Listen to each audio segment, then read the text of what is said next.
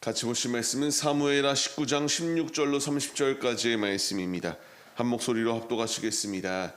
바후림에 있는 베냐민 사람 게라의 아들 시므이가 급히 유다 사람과 함께 다윗을 맞으러 내려올 때에 베냐민 사람 1000명이 그와 함께하고 사울 집안의 종 시바도 그의 아들 15과 종 20명과 더불어 그와 함께하여 요단강을 밟고 건너 왕 앞으로 나오니라.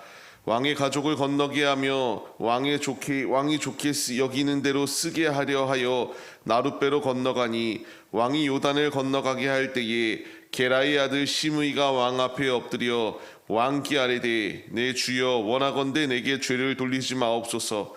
내 주 왕께서 예루살렘에 나오시던 날에 종의 패역한 일을 기억하지 마옵시며 왕의 마음에 두지 마옵소서. 왕의 종 내가 범죄한 줄을 아옵기에 오늘 요셉의 온 족속 중 내가 먼저 내려와서 내 주 왕을 영접하나이다 하니 수리아의 아들 아비새가 대답하여 이르되 시므이가 여호와의 기름 부은 자를 저주하였으니 그로 말미암아 죽어야 마땅하지 아니하리까 하니라. 다윗이 이르되 수르야의 아들들아 내가 너희와 무슨 상관이 있기에 너희가 오늘 나의 원수가 되느냐. 오늘 어찌하여 이스라엘 가운데 사람을 죽이겠느냐. 내가 오늘 이스라엘의 왕이 된 것을 내가 알지 못하리요 하고 왕이 시므이에게 이르되 내가 죽지 아니하리라 하고 그에게 맹세하니라. 사울의 손자 무비보셋이 내려와 왕을 맞으니 그는 왕이 떠난 날부터 평안히 돌아오는 날까지 그의 발을 맵시 내지 아니하며 그의 수염을 깎지 아니하며 옷을 빨지 아니하였더라. 예루살렘에 와서 왕을 맞을 때에 왕이 그에게 물어 이르되 무비보셋이여 내가 어찌하여 나와 함께 가지 아니하였더냐 하니 대답하되 내 주 왕이여 왕의 종인 나는 다리를 절므로 내 나귀의 안장을 지워 그 위에 타고 왕과 함께 가려 하였더니 내 종이 나를 속이고 종인 나를 내 주 왕께 모함하였나이다. 내 주 왕께서는 하나님의 사자와 같으시니 왕의 처분대로 하옵소서. 내 아버지의 온 집이 내 주 왕 앞에서는 다만 죽을 사람이 되지 아니하였나이까. 그러나 종을 왕의 상에서 음식 먹는 자 가운데 두셨사오니 내게 아직 무슨 공의가 있어서 다시 왕께 부르짖을 수 있사오리이까 하니라. 왕이 그에게 이르되 내가 어찌하여 또 내 일을 말하느냐. 내가 이르노니 너는 시바와 밭을 나누라 하니 무비보셋이 왕께 아뢰되 내 주 왕께서 평안히 왕궁에 돌아오시게 되었으니 그로 그 전부를 차지하게 하옵소서 하니라. 아멘. 할렐루야. 오늘도 예배 자리 가운데 모이신 성도님들 주님의 이름으로 환영하고 축복합니다. 오늘같이 나눌 말씀의 제목은 용서와 화해라는 말씀의 제목 가운데서 은혜를 나누도록 하겠습니다. 우리에게 용서한다라고 하는 것, 그리고 이 서로 간에 앙금이 남아있는 상황 가운데서 화해를 한다라고 하는 것은 참으로 어렵다라고밖에 표현할 수가 없습니다. 내 마음에 들지 아니하는 자, 나와 이렇게 대적 가운데 있었던 자를 이렇게 품을 수 있다라고 하는 것은 대단한 결심이 없고서는 불가능하기 때문입니다. 어제 말씀에 이어서 오늘 말씀 가운데서도 다윗의 행보를 보게 되면은 우리에게 참으로 귀감이 되어 우리에게 참으로 도전이 되는 것을 볼 수가 있게 됩니다. 다윗은 자신을 저주하던 시므이라는 자를 만났어요. 이 시므이라는 자를 만났을 때에 그를 용서하여 주었던 것을 보게 돼요. 그때의 아비새가 이 자는 당신을 저주하였던 자입니다. 하나님의 기름 부음받은 자를 저주하는 이 자를 우리가 처단해야 마땅하지 않겠습니까? 라고 이렇게 말하며 그를 즉시 죽여야 된다라고 이렇게 이야기하였습니다. 근데 이 시므이의 모습을 보게 되면요, 자기 혼자 나오지도 않아요. 베냐민 사람 1000명을 이끌고 나왔습니다. 자신이 마치 힘이 있다라는 것을 다윗에게 보여주고 있어요.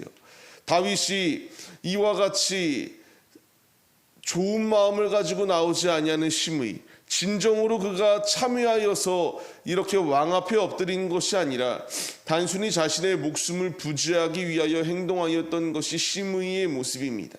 내가 만약 다윗이라면 지금 이 상황 가운데서 나를 저주하고 저주할 뿐만 아니라 헐뜯고 끊임없이 없는 소리를 만들어내는 이런 자를 용서하실 수 있겠습니까? 제가 이 상황이라면 저는 쉽사리 용서하지 못하고 그에 합당한 목숨을 빼앗는 것은 아닐지라도 무엇인가 그에 응하는 그런 징계를 행하지 아니하였을까 싶습니다. 어찌되었건 다윗의 모습은 참으로 대단하다라는 표현 말고는 할 수가 없습니다. 우리는 여기서 하나님의 사랑을 깨달아야 돼요. 다윗이 이와 같이 중범죄를 저지른 자를 용서하여 주었던 것처럼 내가 이제 왕이 되어서 다시 들어가는데 이 자리 가운데서 피를 흘리는 것은 마땅하지 않다라고 말하며 피 흘리기를 거부하였습니다.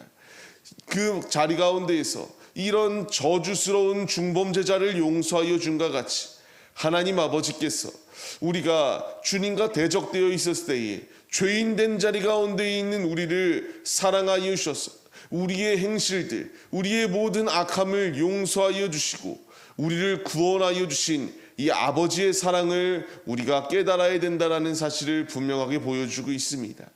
우리는 이제 이 말씀을 깨달아 주님의 말씀에 순종함으로 나아가야 됩니다.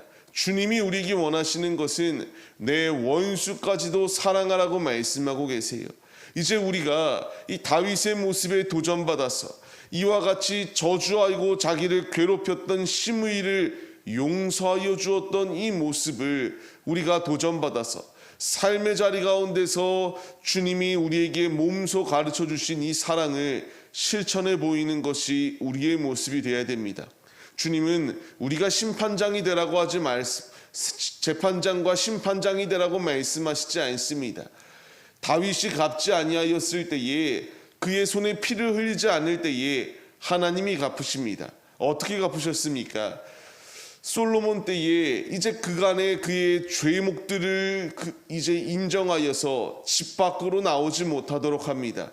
근데 이 시므이가 몰래 집 밖으로 나오게 되자 결국 그는 처형당하게 되게 됩니다. 중요한 사실은 내가 갚지 않아도 하나님은 기억하고 계세요. 하나님은 하나님의 때에 가장 최고의 것으로 갚으십니다.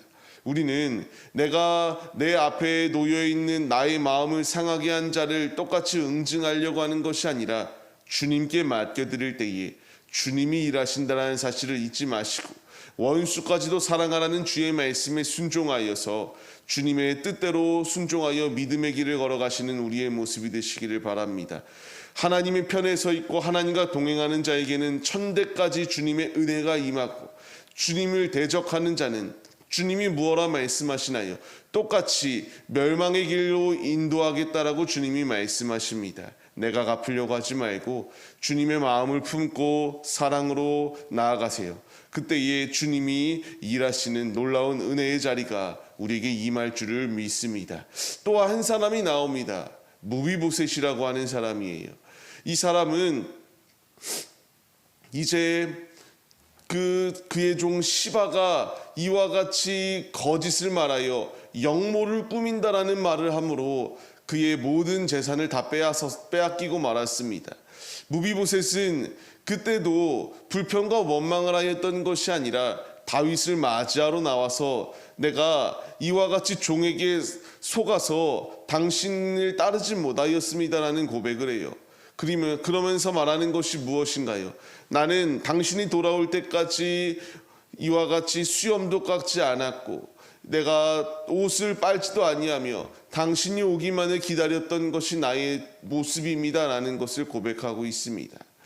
그러면서 그의 종 시바의 그 밭을 나누어 주겠다라고 말할 때에 이 무비보셋은 중요하지 않다라고 말합니다.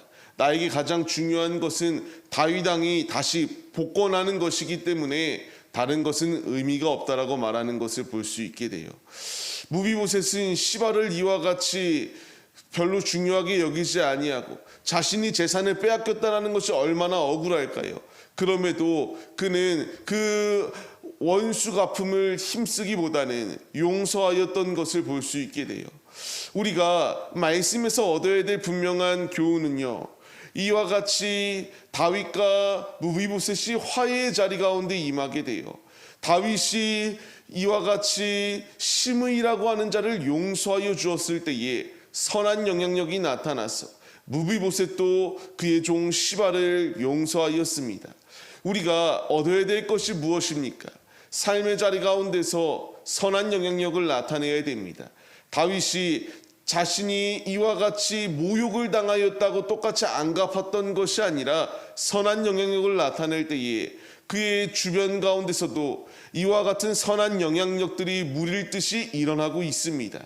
우리 역시 선한 영향력을 나타낼 때에 우리의 모습을 통하여 주님의 살아계심이 나타날 것이요 선한 영향력이 계속하여 퍼진다라는 사실을 우리가 잊지 말고 주님의 길을 걸어가시기 바랍니다. 오늘의 삶 우리가 말씀을 기억하시며 용서와 화해 내 중심으로 삶을 사는 것이 아니라 주님의 마음을 품고 주님의 뜻대로 순종하여 믿음의 길을 걸어가시는 참 그리스도인들이 되셔서 삶의 자리 가운데서 주님의 살아계심과 주님의 그 그리스도의 향기를 나타낼 수 있는 참 하나님의 자녀들이 우리 모두의 모습이 되시기를 주님의 이름으로 간절히 축원합니다.